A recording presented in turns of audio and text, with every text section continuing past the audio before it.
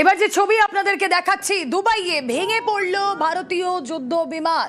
Air show চলাকালীন ভেঙে পড়ে এই বিমান। দুবাইয়ে ভেঙে পড়লো তেজস। ছবি দেখছেন আপনারা, ভারতীয় তেজস যুদ্ধ বিমান। ভারতীয় যুদ্ধ বিমান ভেঙে পড়লো দুবাইয়ে। দাউ দাউ করে আগুন জ্বলে ওঠে এয়ার শো চলার সময় এই দুর্ঘটনা।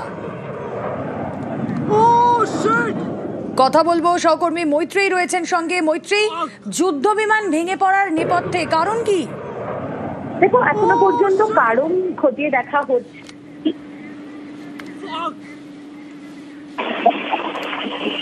মৈত্রী শোনা যাচ্ছে রুমেলা? হ্যাঁ বলো। শোনা যাচ্ছে? হ্যাঁ বলো।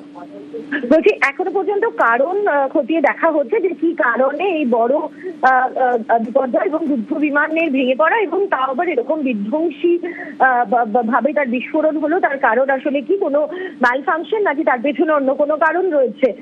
কোর্ট অফ এনকোয়ারি করা হবে বলে পর্যন্ত বায়ুসেনার তরফ থেকে জানানো হয়েছে। তোমাকে জানিয়ে রাখি যে মূলত এর সাথে যোগ দেওয়ার জন্য সহ বেশ কিছু যুদ্ধ বিমান দুবাইতে পৌঁছে গিয়েছিল, এবং সেই